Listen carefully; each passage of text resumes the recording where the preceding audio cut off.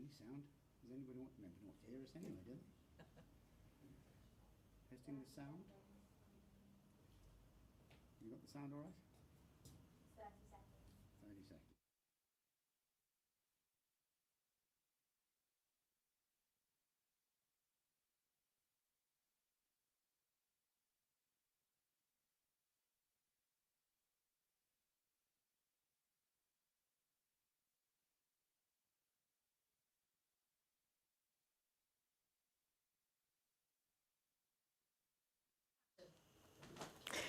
Welcome everybody and hi to our budget chat today. I'm Sasha from 8 Financial Advice and thank you for joining us. With the early leak from the OBR creating even more noise than usual ahead of this budget, today's a chance for us to cut through all of that and focus on what the announcements actually mean for each and every one of us. We'll be hearing from our advisors, Ian and Stuart, and from our two clients, Andrew and Jane, who've kindly agreed to share their real-life experiences on how the budget and the uncertainty surrounding it affects our everyday lives. The session is relaxed and conversational and we'll aim to cover off as many of the questions sent in by our clients before today, so thank you so much for those of you who've managed to do that. But let's cover off some of the headline changes before digging into the detail. Thresholds at which people pay income tax will be frozen until the end of 2030-31. That's 3 years longer than we expected. Salary sacrifice pension contributions above £2,000 will face national insurance changes from April 2029. The two-child benefit cap is being lifted from April 26, that's next year. The ISA allowance is being kept, but new rules for those under age 65 are going to apply. There's going to be a new tax on houses worth more than 2 million from 2028. And there's changes to the income derived from property, savings and dividends. So to Ian, I'd like to start. As our CEO and an advisor who successfully guided clients for the last 30 years, in a sentence or two, how would you summarise this year's budgets for our clients and our business owners? Thanks, Sasha, and hi, everybody. I was thinking about this yesterday, and not as bad as it could have been is my starter for 10. I think there was a lot of talk in the lead up to it, and a lot of fear, but it feels like it wasn't as bad on the face of it as it could have been. Having said that, we've looked under the bonnet and we've seen quite a lot of indirect impact, and I think that's some of the stuff we're going to explore today, so looking forward to going through that. And Stu, what do you think are the most important changes people should be aware of? I think there's quite a considerable amount of changes that people need to look at, but I think it's more specific to their individual situation. I think you can look at it as a whole, but when people engage with the actual budget themselves, they need to go, right, how's this impact me? And then seek the relevant assistance just to really delve their sort of element and their situation and figure how it's really specific to them. Thanks, Stu. Andrew and Jane, thank you for joining us today. When you first heard the budget headlines, what stood out to you? The first thing to me was that it's not, as Ian said, it's not anything drastic to worry about, it would seem. But one of the headlines that jumped out was this whole thing about revaluing houses and council tax, as we call it. What on earth is happening there? And how's that going to be implemented going forward? How are they going to do it? And that's all the detail, I guess, we need to find out over the coming days and weeks. Yep. Did anything leave you unsure or in need of clarification? Well, the one thing that didn't need clarification for me and was surprising was that there was nothing in relation to tax-free cash on pensions, so that was really good from my perspective. The other thing perhaps was the tax changes on property, dividends and savings. That's quite key. And how that's going to impact everybody. Yeah. So I was going to just touch on the tax-free cash because it's worth noting that before the budget, it was actually confirmed by Rachel Reeves that there was no changes to tax-free cash because it's one of those elements that clients have been acting before the budget's even been announced and whether they should or shouldn't do something. So that clarity came as a relief to many, I think. So with that reassurance in place, we can focus today on the wider budget picture and what that means in real terms for both advisors and clients. So let's stay with pensions for the moment because they've been a major area of concern, as I've mentioned, in the run-up to this budget. One of the questions sent in from our clients was, what is the full impact on pensions and drawdowns, Stu? I mean, to be fair, there hasn't actually been as much of an impact as we thought there was going to be. As you rightly said, most people were hugely concerned before it started about the loss of the tax-free cash, and some clients made an impact really early on what to do with that. Others sought advice and thankfully kept their pensions as they were. But there's been no change to the lump sum allowance at the minute. There's been no change to tax-free cash. The only minor change will be the freeze of the income tax thresholds. As time goes by, if people are drawing relevant amounts from their pension, it may creep over. But at the minute, we're in a fairly steady state of the planning. Which is good news. Yeah, it's lovely. So Ian, there are changes coming with national insurance and salary sacrifice. Can you tell us a bit more about that and how it's going to affect people, and particularly business owners? Yeah, look, I think the two groups of people that are going to be impacted directly and indirectly by the salary sacrifice are employees, and I'll talk a little bit about, I think, how they're going to be impacted, and small businesses, who I think are being battered by this budget. If I'm honest, as a small business owner, we're going to talk a bit about what sort of implications we think that has. So for most employees, you now working for an organisation where you are given a workplace pension scheme, and to a very simple tip, people, to know whether or not you're impacted by this is to pull out your latest payslip. Have a look at that payslip, and if on the left-hand side of your payslip your pension contribution is coming out, this might impact you. And if it's on the right-hand side, it won't. So focus on the left, and if that contribution over the year is more than £2,000, it's going to cost you money. And it's also going to cost your employer money, because the moment that excess over 2,000 shifts from the left-hand side of your payslip onto the right-hand side of your payslip, employers and employees will pay more national insurance.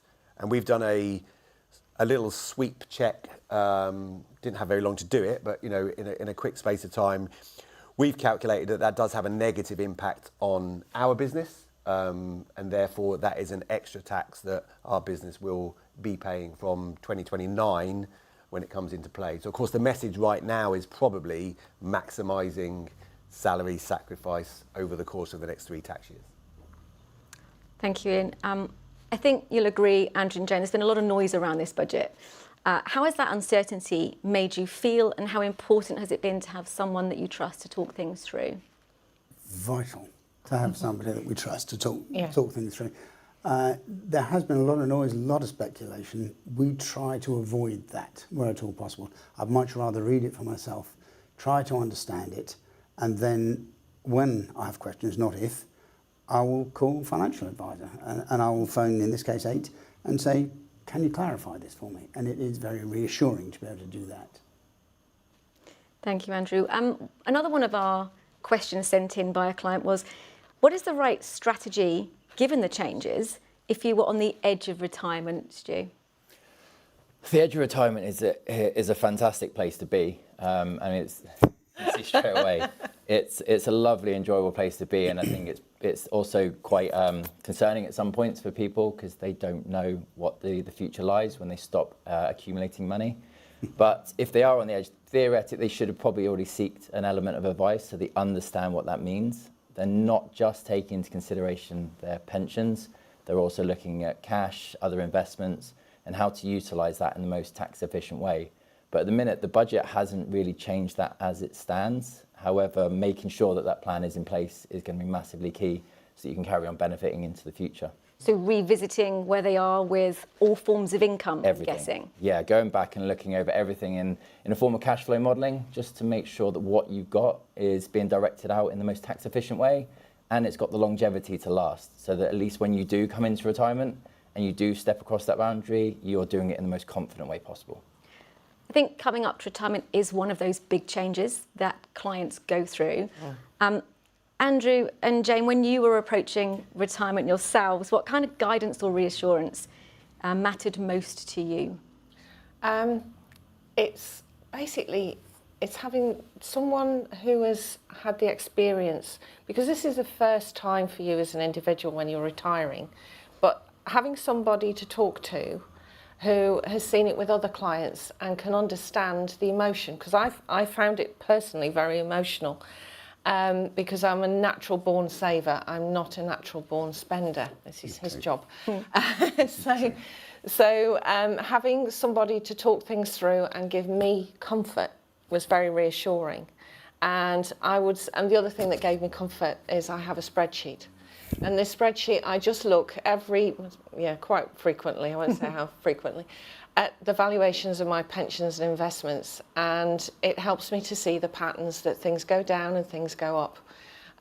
So having that and then chatting through with my advisor at the times we want to change what we want to do is very, very important to me. So, yeah. And was there one particular moment that you remember thinking, now's the right time?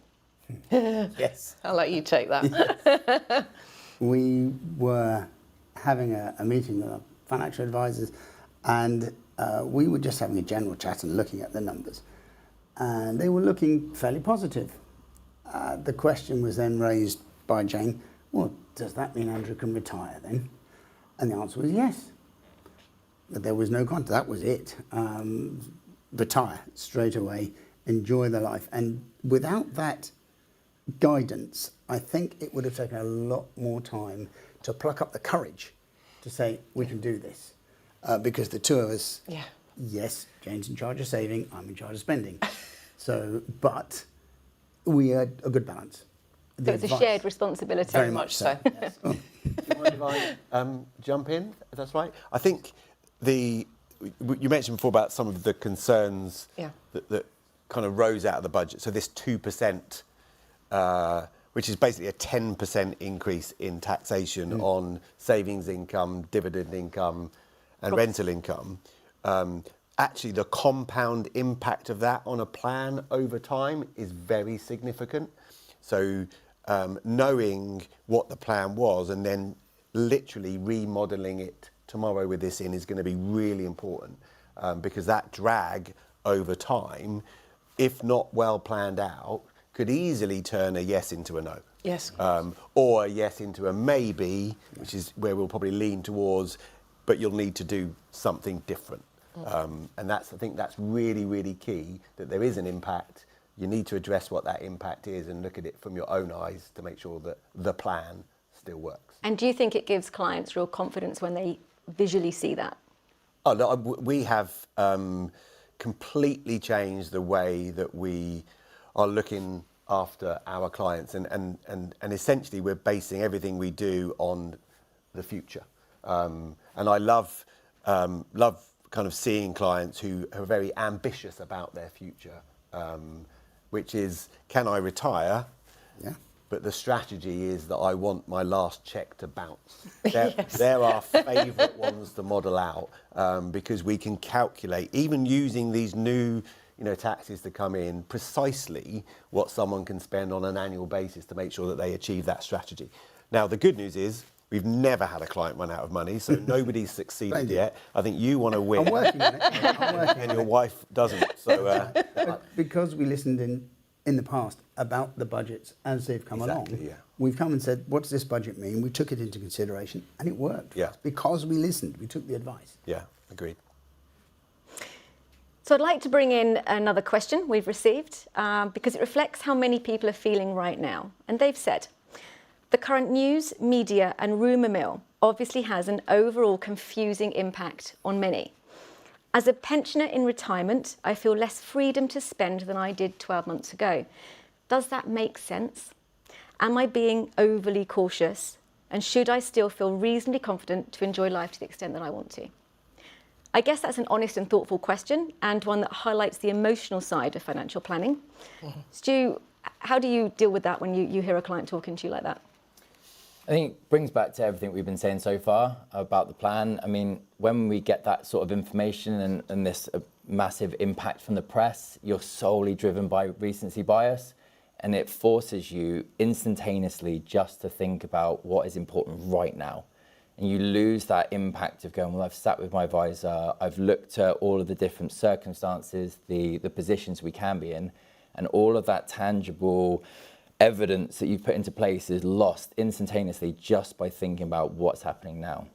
The second you can sit there, understand that, see the wood through the trees, and actually take a step back, take a breath and go, actually, or in Jane's case, going back to have a look at the spreadsheet, you automatically just relax. But it's so easy to be drawn into what's happening, and budgets, whether it's this one, whether it's the last, are all the same. And we can look back over past events, and COVID is a prime example. We sat there and essentially the world had ended financially in everybody's eyes. People don't look back at COVID now and go, oh, it's ruined my plan for the rest of my life. You look back at it as an event that happened. It's something we learned from. You developed your plan. You moved forward with what you knew. You adapted if you had to. But effectively, things happen in a short space of time. But as long as you've got that plan, you're in the right place. Yeah, and look, I think nobody should feel like that, would be my view. If anybody's feeling like they don't know and they have financial insecurity and they're not sure, you just need to walk towards taking some advice, because every financial advisor in this country is capable of reassuring anybody that walks towards them. You just need to take that step. And it kind of breaks my heart a little bit that people are feeling like that when we can really easily unbundle that and give the financial confidence. And give more clarity. Despite the things that are being thrown at and the fear that is out there. I mean, there's so much help we can give. And we can make it super exciting as well. I mean, this job is exciting. You look at the joy on your two faces just by having the right plan in place. Yeah. It's a great thing to do. Have you, as clients, ever felt uncertain about whether you could spend freely in retirement? Yes, I have. But the thing that I balance it with, and because of the confidence that I've received from my advisor, and just feeling that, yes, we can do this, is I was a life underwriter in a past life, so looking at health risks. And now is the time to do it, because, in 10, 15 years, might not be healthy enough to do what I want to do anyway. So it's looking at things sensibly. How much of a proportion can we take out now that means we can do stuff, but be sensible? And what is the best way to do that from our various investments? Pensions, ISAs, whatever investments. We've been very lucky to have advice that's enabled us to take from the correct place at the correct time to allow us to be comfortable. So staying with pensions for a moment, let's look ahead to the proposed changes in 2027.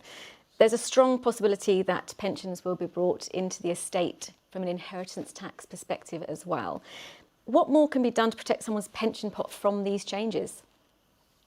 Yes, extremely topical. And the short answer is there is nothing that anybody can do to protect that pension fund from this new piece of legislation in April 2027.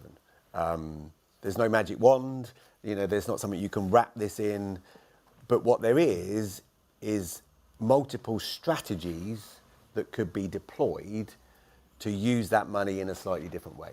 Whether that's using the tax-free cash entitlement to reinvest or gift, whether it's drawing down money to, help support grandchildren, children, whether it's just spend more money and have a good time. I mean, there's multiple strategies, and I don't think people should be sitting there thinking, I'll do nothing. But we're doing a lot of work. It's a very, very popular subject, and a lot of different outcomes that are delivering, good advice and positive tax outcomes for families and generations.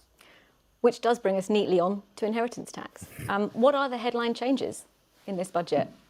I mean, there was one major change, and that was based on the agricultural relief being passed across to spouses, which is huge. When it came to the next part is based on pensions.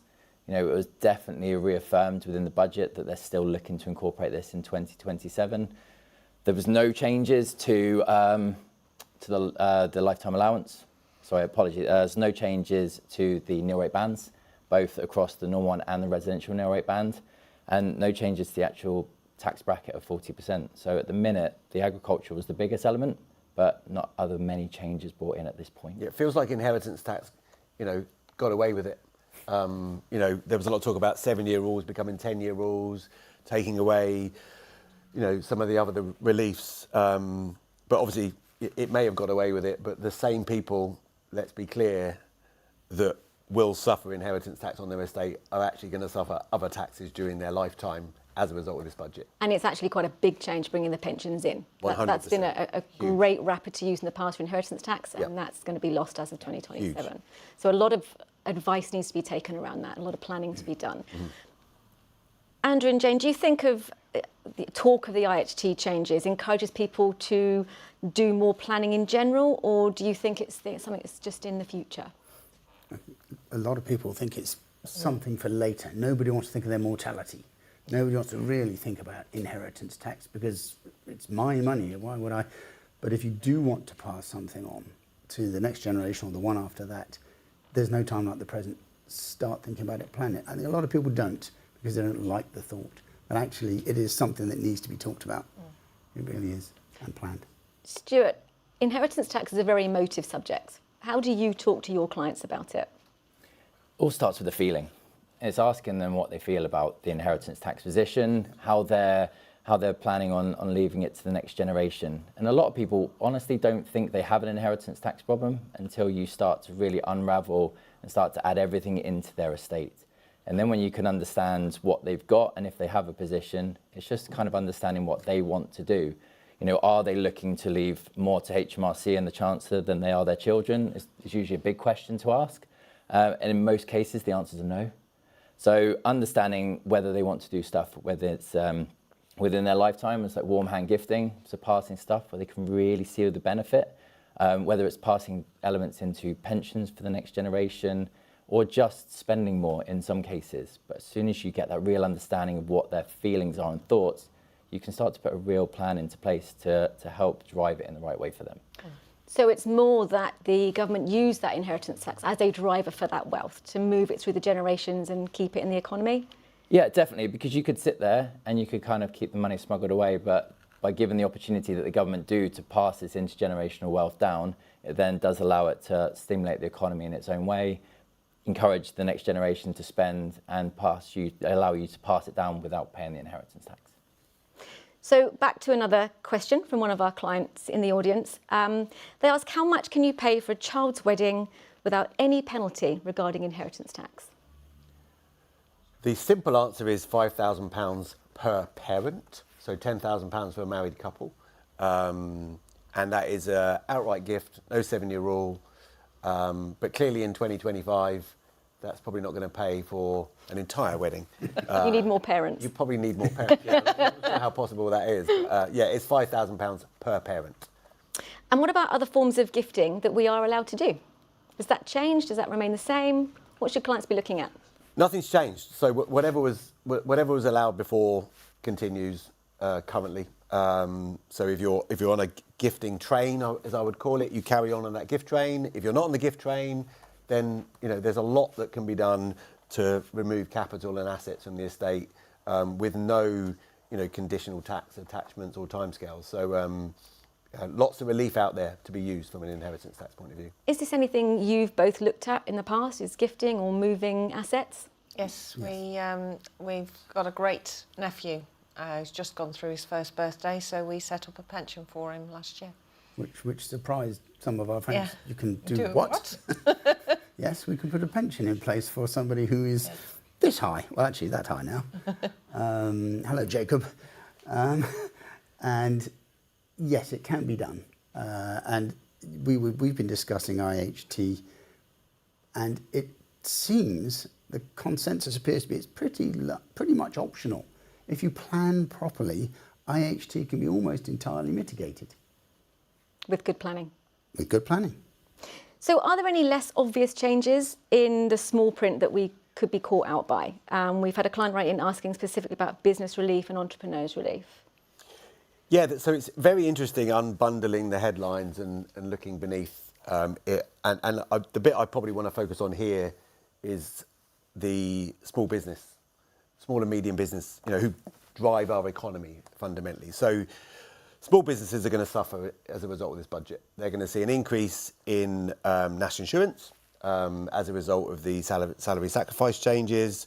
There's also a capital allowance. I won't go into too technical on it, but essentially businesses can claim relief on spending capital on certain assets, and that relief is reducing from 18 to 14%, and the time at which you can claim that relief is longer. So that is also going to impact companies, because that means they're going to pay more corporation tax. So a small business owner so far is going to pay more national insurance, more corporation tax, and the national minimum wage increase is quite significant. That is also going to put extra pressure on small businesses having to pay a higher level of minimum wage. That's three together, when you add it up, pretty significant things. And then the last thing is the way that those business owners get to exit, so the way they get to retire and, you know, get their value. The entrepreneurial relief, which, by the way, used to be you could sell for 10 million and pay 10%, and then it was 1 million and you pay 10%, and it was 1 million, you pay 14. It's now 1 million and you pay 18. So it's less attractive for people to run businesses and less profitable. And that's going to be a real challenge. And employees of those businesses obviously need to be mindful of that in expectations, because money doesn't grow on trees. So what are those businesses going to do to ensure that they continue to operate properly? And is that something you sit down and talk to them about? Yeah, 100. I mean, the first thing I did as a business owner was immediately talk to my, head of people and head of finance and said, right, what does this mean? We've got a pretty, broad idea already, 24, 48 hours later, and it's not positive. It's going to cost our business a lot of money. Now, can we navigate around that? Maybe, but probably not. And the last thing we want to do, of course, is push the cost onto our clients, because that's the obvious thing to do. And if you think about other businesses, the high street, and online, they'll probably just do that. They'll probably just switch up the margin at the top end. Consumer will pay more money. That means people have got less money to spend, but they've got to pay more. That's going to be really interesting to see what happens to the economy. So we could see inflationary increases again? I mean, I don't want to predict anything, but it kind of feels like that is possible, yes. So staying with you, Ian, let's look at another area that's been picked up with landlords and property owners. Can you talk us through the proposed property tax for homes over 2 million? Yeah, so everyone's called it something different so far. That's what I found out. So it's it's council tax. It's not council tax because it's not going to go to the local authority. It's not a mansion tax, but that's what the press have decided to call it. But fundamentally, the proposal is that if you've got if you own a property that is more than 2 million, you're going to pay £2,500 a year.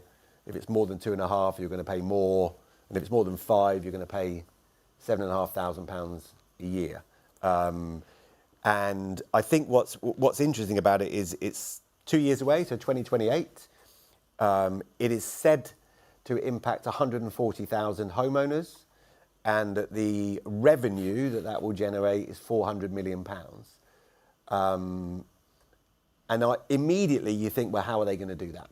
Because what they've said is we're going to value all those homes every year, but not just value the 140,000 homes that are already above 2 million. They're going to value all homes in the highest council tax band. So how are they going to do that? Who's going to pay for that? And will the £400 million that it's going to bring in revenue actually be profitable once they take out all of their costs? Because I can't see how it could be possibly making a net profit. So as a business owner, that's what you look at. Your turnover is up here, but it's the bottom line. It's 2 years away, a lot of work to be done. Again, a lot of our clients would be, well, what can I do about it? There's obviously one obvious thing is to downsize your property, live in 2 properties, live in 2 countries. I mean, there are things that you can do, but it doesn't appear to be a lot of planning around that, I'm afraid.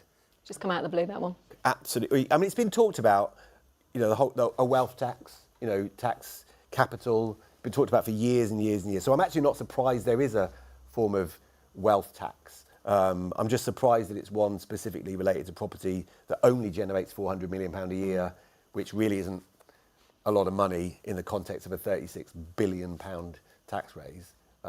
It's peanuts. Andrew? For those of us in the more normal sized houses, for most of us who aren't in that top bracket, this is where some of the slight confusions come in. The clarification that we need to ask you about is because it appeared at first they were going through the whole lot and we were all going to be exposed to this potential sudden increase. I'm sure the majority of us are thinking, well, okay, those people in the £2 million homes, the rest of us, what's going to happen to us? Those are the sort of questions. Yeah, no, I think there's that whole market below 2 million, because the headline is, it doesn't impact me because I'm not one of the 140,000. Indeed. Actually, that doesn't look like that's true. It might not impact those people financially in terms of a tax, but the administration or the process that might need to be done by people with homes north of £500,000 is you might need to get an annual valuation, you might need to declare to HMRC. Now, those two exercises cost money, because there's no surveyors that do work for free and there's no accountants that do work for free. So that's the bit that, over the next couple of years is going to be super interesting to see how that plays out. And what about our clients that have got rental properties, Stu? How have they been affected by the budget? Because there's been an increase with income. Yeah, I mean, landlords have been hit again, haven't they? Yeah. And it's been an ongoing trend with landlords.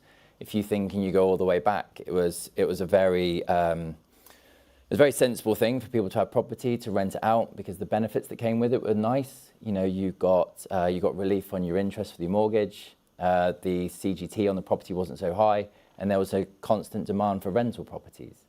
The demand is still there. The property availability isn't where it was, and the landlords are kind of stuck now between a rock and a hard place, because if they keep the property and they sell it, they're going to be charged a considerable amount of capital gains tax.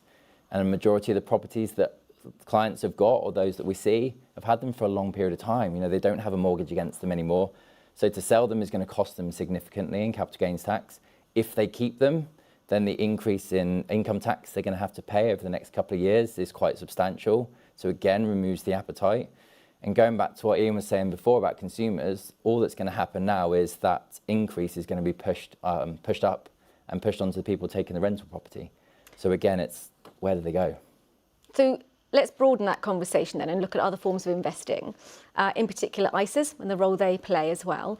Ian, can you explain this impact of this 2% increase on the dividends, the property and the savings rate of tax as well? So broadly speaking, I'm assuming this is how it's going to work, by the way, because there's a lack of detail, but those three forms of tax are paid through a tax return. So you declare income from dividends, interest and property on a tax return, and the tax return will just turn up the tax by 2%. Now, if you're a basic rate taxpayer, that's a 10% increase. So our job with anybody that has income generated from those three sources is to find ways to position assets so that it doesn't turn up that 10% dial, basically. Which brings us neatly onto ISAs, Yeah. I guess, which we believe the 20,000 allowance has stayed, but there are rules for the people above 65 and rules for people below 65. How is that affecting people? What have they made the changes there? They've just they've made it slightly more complex around the cash ISA side of things. So what they're essentially doing is below 65, they're reducing the cash ISA allowance to 12,000, but by the sounds of it, still keeping the full ISA at 20. So you can still bridge that gap with a stocks and shares ISA, essentially encouraging people to utilise an ISA to its full extent, keeping that money outside of the tax brackets as such and allow it to grow in a more efficient way. Cash ISAs are fantastic for what they are. But encouraging people to put into stocks and shares ISAs is going to help really generate that additional growth, that longer term potential that an ISA can give you, and utilising that allowance will help. I mean, an ISA is a gift. It's amazing, and I know we'll come on to probably more conversations about the benefits of cash ISAs, but stocks and shares ISA, bringing that in and utilising it, she's encouraging people to utilise what we've got to the full extent. So it's a real positive. And why would the Chancellor be trying to get us to do that? What's the reasoning for putting that 8,000 into the investments? It helps stimulate the economy in its own way. So encouraging people you're going to get a lot more growth from a stocks and shares ISA. And remember, a stocks and shares ISA doesn't necessarily have to be stocks and shares. You've got fixed interest investments. So we can utilize it within people's attitude to risk. So where they are comfortable in cash, we can kind of bridge that gap nice and slowly as they go into stocks and shares. But it's really helping stimulate the economy and encourage people for more substantial, longer term gains. Particularly as they're younger. Definitely, and you won't get that in a cash ISA. Yeah, it's very, it's for me, it's very smart because it's going to encourage people who are lacking investment experience to use their cash ISA allowance and push maybe 40% of that cash ISA into an investment. Gives that person some experience. Really, really important that people gradually build investment experience. At the same time, it's an investment in the economy. She avoided the whole British ISA thing for now, so it's still a broad, worldwide investment opportunity. But ISAs, I mean, tax-free growth, tax-free income, access to your capital whenever you need it. It's such a wonderful tool and really, really useful in short, medium and long-term planning. Great for short-term in cash, fantastic for long-term invested because of the gains and the income tax relief. And Andrew and Jane, how have ISAs contributed to your longer-term planning?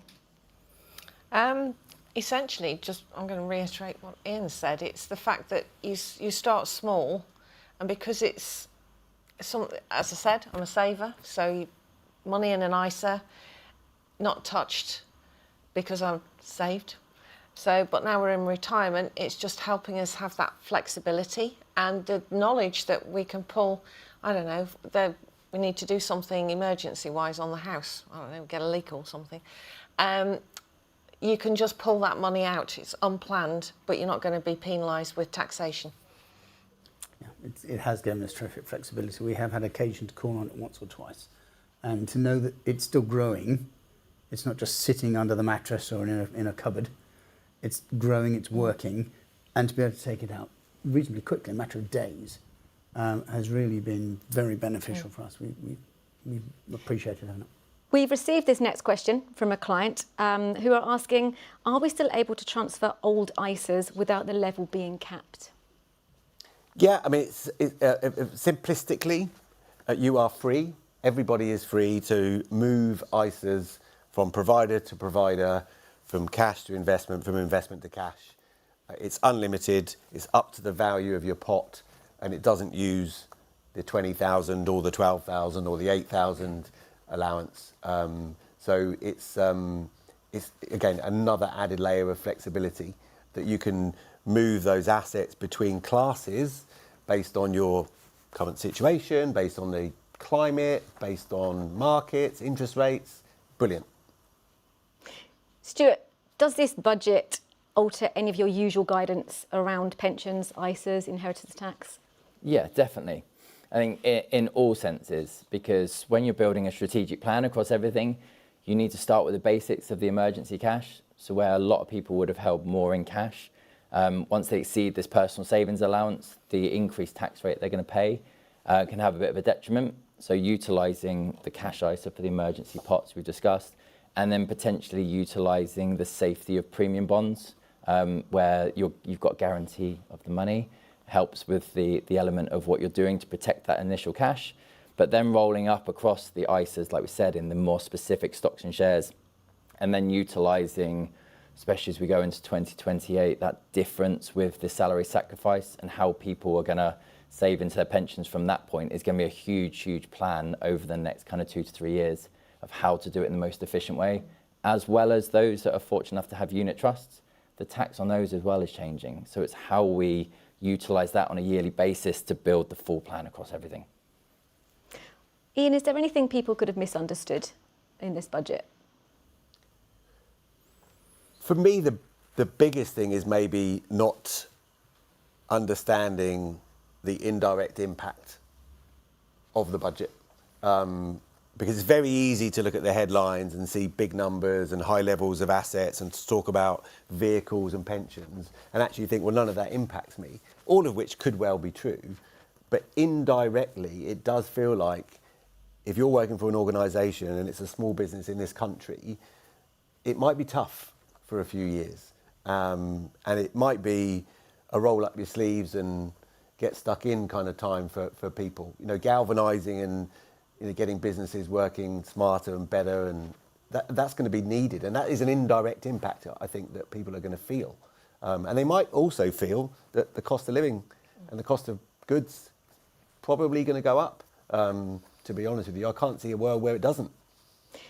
And expanding on that further, has ongoing advice helped you as clients stay on track in the longer stretches, particularly when things have been bumpy or the markets and the politics around it have left us with some concerns? Yes. We don't ignore the concerns in the market. We don't ignore what people are saying completely. We try to filter out most of the worries, but we can only do that by coming and asking for professional advice. We have been guided to stay on a calm course, keep calm and carry on, as they say, and that has worked for us very much. So we've been able to retire comfortably and still watch those investments grow. As a final word, Ian, is there any specifics that you think we should be aware of right now? Anything we've not yet covered?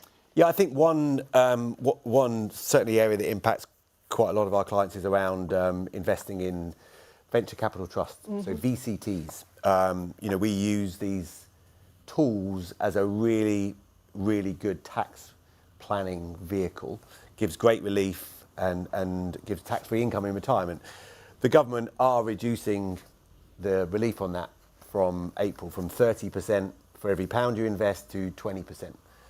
So on the face of it, it feels like if you were investing in VCTs, you're going to get 50% or 33% less relief up front.